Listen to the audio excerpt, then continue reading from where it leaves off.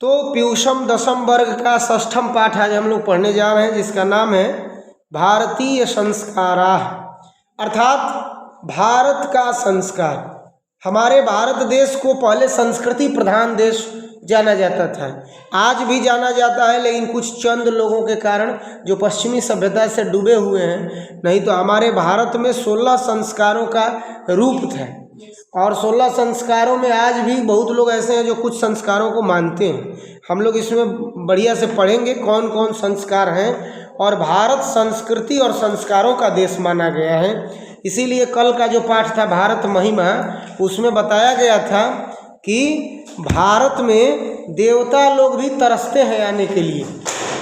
उठा लो, देवता लोग भी तरसते हैं आने के लिए, और हमें भारत के प्रति भक्ति रखनी चाहिए। और कैसी भक्ति? तो कहा सदा वर्जनीय, यानी हमें भारत के प्रति ऐसी भक्ति रखनी चाहिए कि दूसरे के लिए वो आकर्षक बने, और दूसरों के लिए वो क्या हो, वो ज्ञानवर्धक हो, उसके लिए वो प्रेरणादायी हो। अब हम लोग पढ़ते हैं, कहा कि भारतीय संस्कृते है अन्यतमम वैशिष्ट्यम विद्यते। संस्कृति का षष्ठी एक वचन होता है संस्कृते है। जब संस्कृति का रूप चलाओगे तो संस्कृति संस्कृति संस्कृतया, संस्कृतिम संस्कृति संस्कृति संस्कृते संस्कृतया संस्कृताभ्याम संस्कृति भी संस्कृतयै संस्कृतायै संस्कृतिभ्याम संस्कृतिभ्य, और फिर होगा संस्कृते संस्कृतिभ्याम संस्कृतिभ्य, और षष्ठी में होगा संस्कृते संस्कृतो संस्कृतिनाम, और सप्तमी में होगा संस्कृतौ। ठीक है, संस्कृत संस्कृतयो संस्कृतिषु, हे संस्कृते हे संस्कृति हे संस्कृतया। तो षष्ठी एक वचन में कहा कि भारतीय संस्कृति है, यानी भारतीय संस्कृति के या का अन्यतमम वैशिष्ट्यम विद्यते। ये जो भारतीय संस्कृति है, ये अपना जो महत्व है एक सर्वोच्च स्थान पर रखी हुई, यानी भारतीय संस्कृति का जो वैशिष्ट है, जो महत्व है, वो श्रेष्ठ है, सर्वश्रेष्ठ है। ठीक है, यत क्योंकि जीवने इह समय समय, जीवन में समय समय पर संस्कारा अनुष्ठिता भवन्ति, संस्कारों का आयोजन होता है। अनुष्ठिता का मतलब होता है आयोजिता। ठीक है, यहाँ लिखा ना अनुष्ठिता, तो इसका मतलब होगा आयोजिता, यानी आयोजित होती है। जीवन में हमारे बहुत ऐसे कार्य हैं जिनको हम संस्कार के नाम से, जैसे हम जन्म लेते हैं, ये भी संस्कार है। जन्म लेते हैं तो ये भी हमारा एक संस्कार है। ठीक है, हम जन्म ले, हमारा मुँह लगी होता है जिसको हम चटौना कहते हैं, बहुत लोग अन्नप्राशन करते, ये भी एक संस्कार है। मुँह में जूठन, 6 महीने तक बच्चों के मुंह में कुछ भी डाला नहीं जाता, मैंने अन्न नहीं डाला जाता, केवल दूध पानी इत्यादि रस पिला। लेकिन 6 महीने का जैसे बच्चा होता है तो उसको हम क्या करते हैं, उसके मुंह में हम मीठा डालते हैं बड़े धूमधाम से, उसको हम कहते हैं कि मुँह लगी हो रहा है, चटौना हो रहा है। तुम लोग क्या होता है कि नहीं होता है? तो कहा कि ये भी संस्कार है। यही नहीं, हमारे यहाँ जनेऊ पहनने का संस्कार है, यज्ञोपवीत संस्कार। उसके बाद हम विवाह जो करते हैं, विवाह भी एक संस्कार है, विवाह भी एक संस्कार। और यही नहीं, हम जो मरते हैं, मरना भी एक संस्कार है, अंत्येष्टि संस्कार। हम जो ये क्रियाक्रम करते हैं, आज के कुछ मूर्ख लोग हैं जो भारतीय संस्कृति को तोपने में और ढकने में लगे हैं। कुछ लोग कहते हैं कि हमारे घर में मौत हुई है और हम खिलाएंगे लोगों को। यहाँ लोगों को खिलाने की बात नहीं थी, यहाँ बात थी कि कम से कम 13 या 21 ब्राह्मण को आप खिला दीजिए। क्यों? क्योंकि जो मृतात्मा है उसको शांति मिलती है, उसकी आत्मा की शांति। लेकिन जो पश्चिमी सभ्यता को मानने वाले और जो अल्प ज्ञानी मूर्ख टाइप के लोग हैं, जिनको शास्त्र का ज्ञान नहीं है, वो लोग क्या कहते हैं, ये ढोंग है, एक के घर में मौत हुई है और भोजन कराएगा। अरे मौत हुई है, वो सब कुछ छोड़ के गया है, तो उसके नाम पर आप भोजन 13 लोगों का करा देंगे तो क्या दिक्कत है? माने आप ये क्रियाक्रम जो होता है, शास्त्र कहता है कि जो व्यक्ति मरता है उसे जला देना चाहिए, क्योंकि जब जलता नहीं है तो वही व्यक्ति क्या होता है, पुनर्जन्म के चक्र में घूमता है, और वही व्यक्ति फिर प्रेत बनता है, वही व्यक्ति फिर बवंडर बनता है। तो बवंडर समझते हो? शास्त्र कहता है कि हमारा शरीर किससे बना है? 5 तत्वों से बना है। क्षितिजल पावक गगन समीरा पंच रचित यति अधम शरीरा। क्षित यानी पृथ्वी, जल यानी पानी, क्षिति जल, पावक यानी अग्नि, गगन आकाश, समीरा वायु। तो पृथ्वी, जल, आकाश, वायु और अग्नि, इन 5 तत्वों से हमारा शरीर बना है। और शास्त्र कहता है कि जब हमारे शरीर से ये प्राण निकल जाता है तो हमारे शरीर को उन्हीं 5 तत्वों में मिला देना चाहिए। तो हमको जलाना क्यों चाहिए? क्योंकि हम जलते हैं तो सब कुछ, जैसे हम जलते हैं तो मिट्टी में जो हमारी कुछ राख की ढेर है वो मिट्टी में मिल जाती है, तो मिट्टी में मिल गया। जब धुआं उठता है तो आकाश में जाता है तो आकाश में मिल गया। कुछ धुएं हवा में जाते हैं तो हवा में मिल गए। अग्नि लहरती है तो अग्नि में मिल गई। और पानी में कैसे मिला? तो मरने के बाद हड्डियां कुछ जल में विसर्जित की जाती है, ये नियम है हर जगह, तो वैसे पानी में मिल गया। कुछ लोग होते हैं कि लाश को जलाते नहीं, गाड़ देते हैं, शास्त्र विरुद्ध है, ऐसा नहीं करना चाहिए। क्योंकि शास्त्र कहता है कि 5 तत्वों से बना शरीर 5 तत्वों में विलीन कर देना चाहिए। 13 दिन तक आत्मा हमारे इर्द गिर्द भटकती है, तो 13 दिन के अंदर उसकी शांति करनी चाहिए। उसकी शांति कैसे होगी? तो 13 दिन उसको पानी दीजिए, उस आत्मा को 13 दिन पानी देने के बाद उसके नाम पर कुछ दान कीजिए। कुछ कहते हैं लोग कि मर गया दान करेंगे तो उसको मिल जाएगा। अरे सूर्य कोसों दूर है, कितना दूर है सूर्य? करोड़ों दूर है, और उनको हम लोग जल यहाँ से मंत्र पढ़ के देते हैं। क्यों देते हैं? क्योंकि हमारी श्रद्धा है। एक शास्त्र कहता है श्रद्धावान लभते ज्ञानम, जो श्रद्धा रखता है उसी को ज्ञान की प्राप्ति होती है। तुम लोग बहुत पढ़ते हो, अब मन में जब श्रद्धा नहीं रहेगी ना कि नहीं गुरुजी मन से पढ़ाते हैं तो हमें भी मन से पढ़ना चाहिए, तुम कुछ नहीं सीख पाओगे, ये गारंटी है हमारा।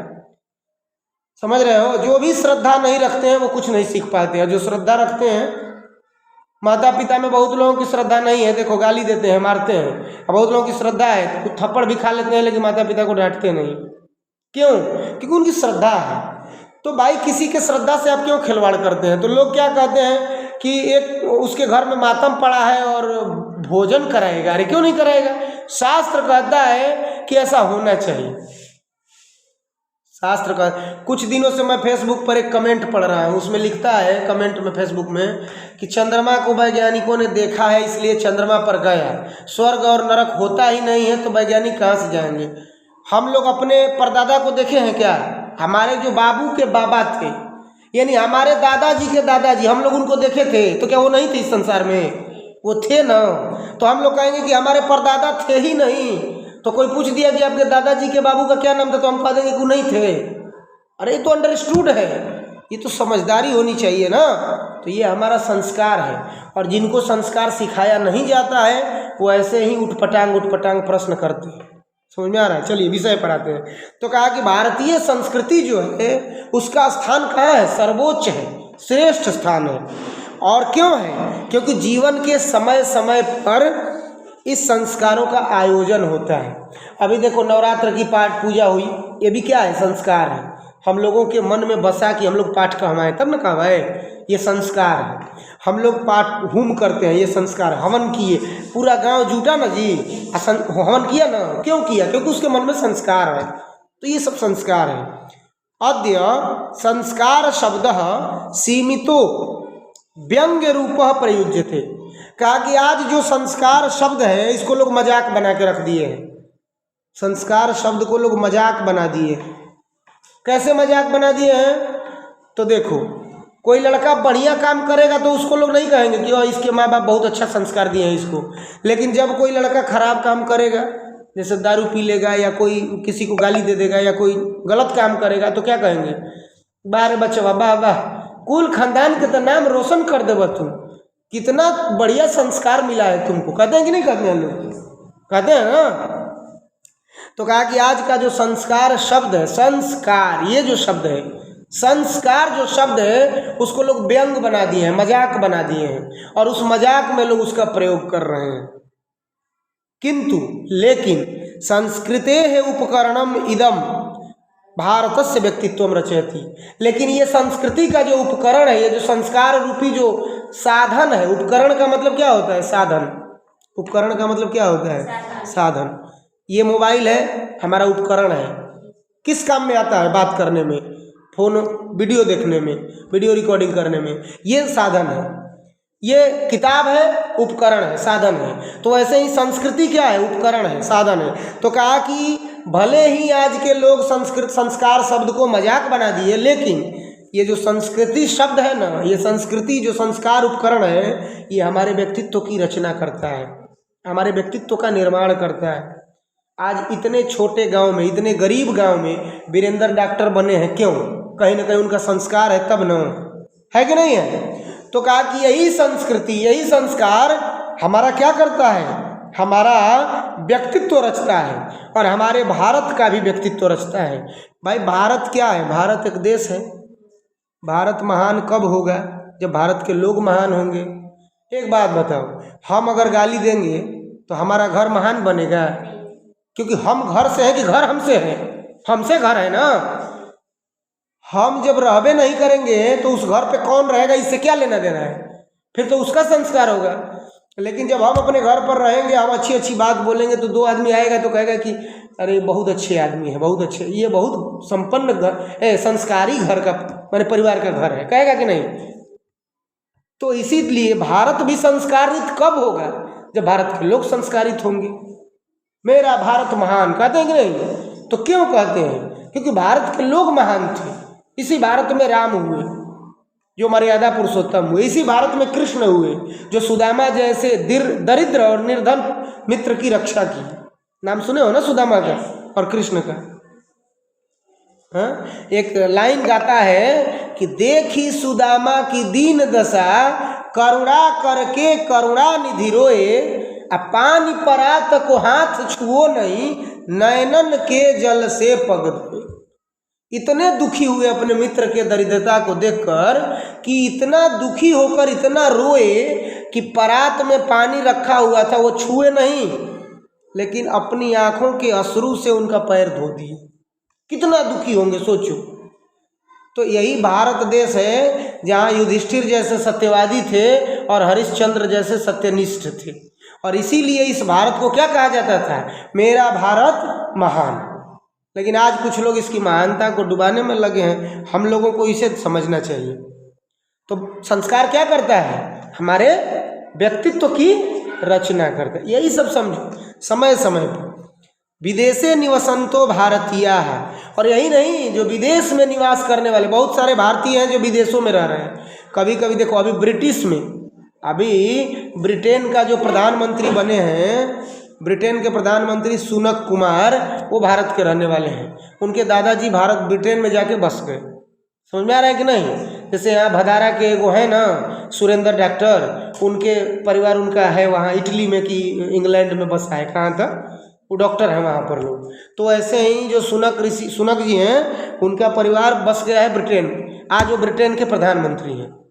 तो क्या कह रहा है कि जो विदेश में निवास करने वाले भारतीय हैं वो भी संस्कारान प्रति उन्मुखा जिज्ञास वसश्च, वो भी अपने संस्कारों के प्रति और अपने संस्कृति के प्रति जागृत हैं और उन्मुख हैं। उन्मुख का मतलब क्या हुआ? अग्रसर है, तत्पर है, बढ़ चढ़ के हिस्सा ले रहे हैं, बढ़ चढ़ करके हिस्सा ले रहे हैं। और हमें भी अपनी संस्कृति और अपने संस्कारों के प्रति क्या करना चाहिए? बढ़ चढ़ करके हिस्सा लेनी चाहिए, ध्यान रखना चाहिए।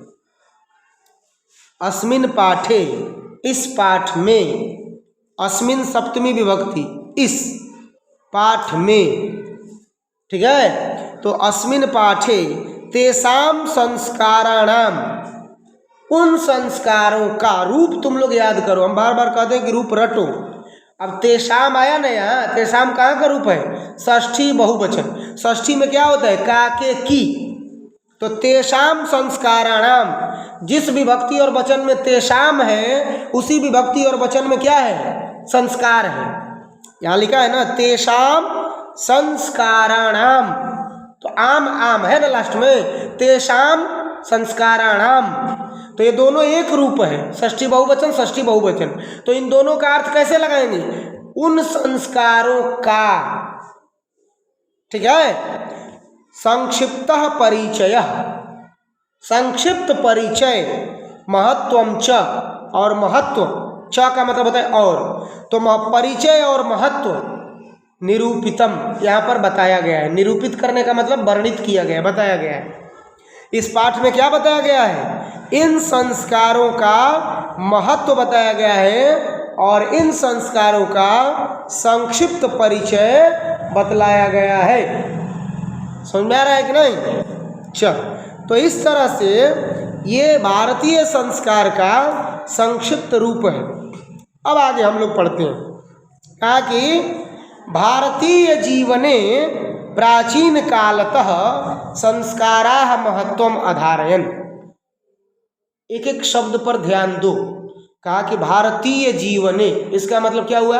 भारतीय जीवन में, यानी भारत में जो जीवित है, जो जीवन यापन कर रहे हैं लोग, ऐसे लोगों के जीवन में ये जो संस्कार है इसका महत्व क्या है? प्राचीन काल से है, आज से नहीं है, प्राचीन काल। जो भारतीय लोग हैं, भारतीय लोगों का जो जीवन है, इस भारतीय जीवन पद्धति में जो संस्कारों का महत्व है वो आज का नहीं है, बहुत पुराना है। 500,000 वर्ष पुराना रामायण है। कितना वर्ष पुराना? 500,000 वर्ष पुराना रामायण है। और उस रामायण से पहले राम थे। राम का पहले घटना घटी तब न रामायण लिखा है।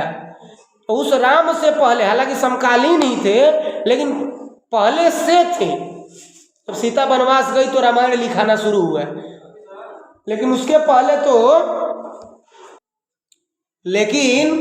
तो राम हुए ना, पूरा जीवन जिए तब न रामायण लिखा है। तो कहा कि ये भारतीय जो संस्कार है आज का नहीं है, प्राचीन काल से इसका महत्व है। और प्राचीन संस्कृते है अभिज्ञानम, और जो प्राचीन संस्कृतियों का ज्ञान है, प्राचीन संस्कारों का जो ज्ञान है, वो संस्कारेभ्यः जायते, वो संस्कारों से ही हमें पता चलता है, हमें जानकारी मिलती है। भाई संस्कृति का पता कब चलता है? तुम या मैं यदि अपने माता पिता को प्रणाम करेंगे तो अगला देखेगा तो कहेगा कि बहुत संस्कारी लड़का है।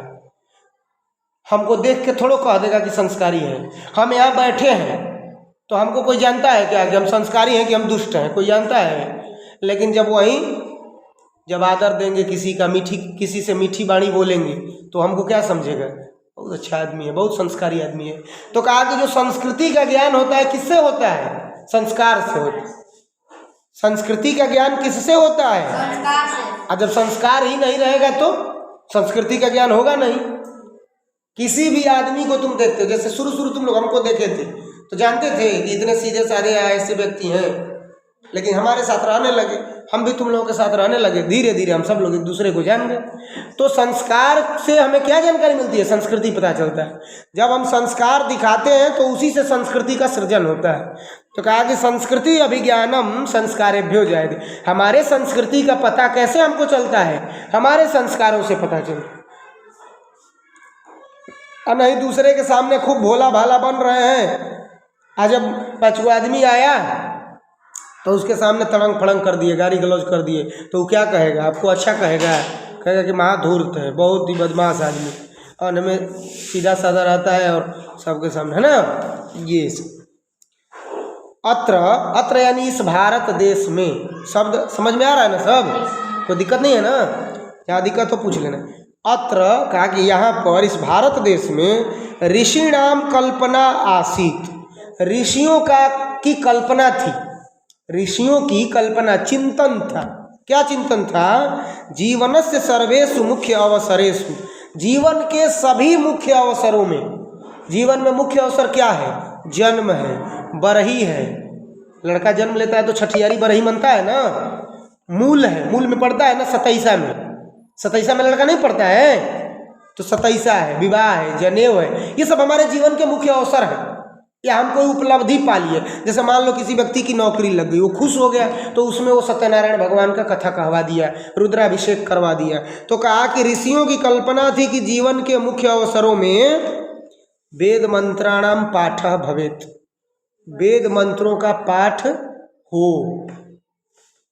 वरिष्ठाणाम आशीर्वादः, बड़े बुजुर्गों का आशीर्वाद मिले, और होमः, हवन कार्य हो, और परिवार सदस्यानाम सम्मेलनम च भवेत्, और जो परिवार के लोग हैं उनका मिलन हो। जो ऋषि महर्षि थे, जो पहले के लोग थे, उनकी ये सोच थी, उनकी ये कल्पना थी, उनका ये विचार था कि हमेशा अगर नहीं हो सकता है, भाई कमाने खाने वाला आदमी है तो हर रोज तो आएगा नहीं घर पे, लेकिन साल के जो मुख्य मुख्य अवसर हैं या जीवन के जो मुख्य मुख्य अवसर हैं, उन अवसरों पर परिवार के सभी लोग इकट्ठे हों, उनमें बड़े बुजुर्गों का आशीर्वाद मिले, वेद मंत्रों का पाठ हो, और यही नहीं, जितने भी परिवार के लोग हैं सब एकत्रित होके होम कार्य करें।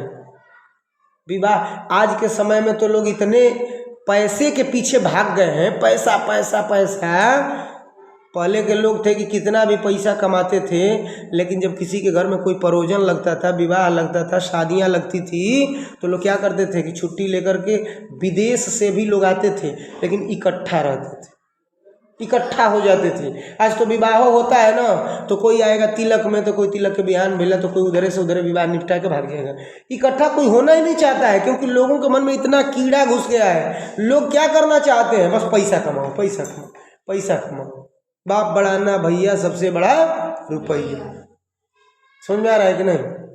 कहा कि ये ऋषि लोग पहले की कल्पना करते थे क्या, कि जब जब जीवन का मुख्य अवसर हो, जैसे जीवन में विवाह लगे किसी का, किसी की शादी, किसी का गौना, किसी का जनेऊ, किसी का कोई उपलब्धि हो, नौकरी लगे, ऐसे ऐसे मुख्य अवसरों पर हर लोग, परिवार के हर लोग को, बड़े छोटे सबको एक जगह होना चाहिए, और एक जगह होकर होम करना चाहिए, वेद का पाठ करवाना चाहिए।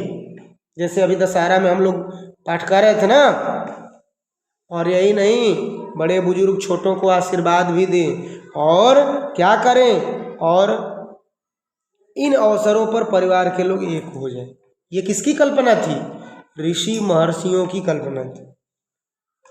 ठीक है। उसके बाद कहते हैं कि एकः संस्काराः महत्वम, क्या है जी, एवं संस्काराः महत्वम धारयन्ति।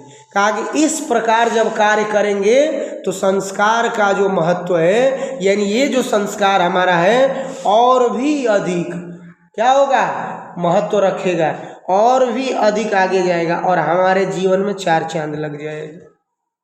ठीक है। कहा कि किंच संस्कार शब्द से, संस्कारस्य मौलिकः अर्थः परिमार्जन रूपः गुणाधान रूपश्च न विस्मरेत। कहा कि हमें सब कार्यों में ये भी ध्यान रखना चाहिए कि हमारा जो संस्कार है, ये संस्कार केवल छोटी मोटी संस्कार बात नहीं है, ये हमारे जीवन में शुद्धता लाता है। परिमार्जन का मतलब क्या हुआ? शुद्धता।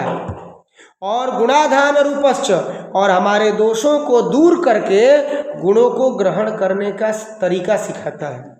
हमारे अंदर जब संस्कार होगा तो हम दूसरे के गुणों को सीखेंगे, और अपने दोषों को क्या करेंगे? निकाल करके फेंक देंगे। ठीक है। अच्छे लोगों को कोई अच्छी बात बताना चाहता है, देखो कोई पढ़ा लिखा व्यक्ति हो, और उससे तुम रोज डांट डपट के बात करोगे, वो तुमको कुछ नहीं बताएगा। वही उससे रोज जाओगे, उसको प्रणाम करोगे, उससे अच्छी अच्छी बात करोगे, तो क्या करेगा? वो तुमको सब कुछ बताएगा।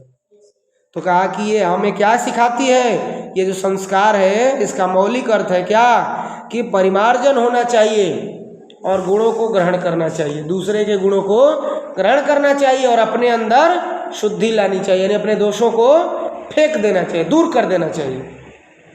अतः इसीलिए संस्काराः मानवस्य क्रमशः परिमार्जने, इसीलिए जो संस्कार होता है वो मनुष्य के परिमार्जन में, और दोषापनयने, दोषों को दूर करने में, और गुणाधाने, और गुणों को ग्रहण करने में च योगदानम कुर्वन्ति, योगदान करता है, सहायता करता है। ये जो संस्कार है ये क्या करता है विनीता, बताओ? दोषों को दूर करता है, गुणों को अपनाने की शिक्षा देता है, और क्या करता है? हमारी शुद्धि करता है।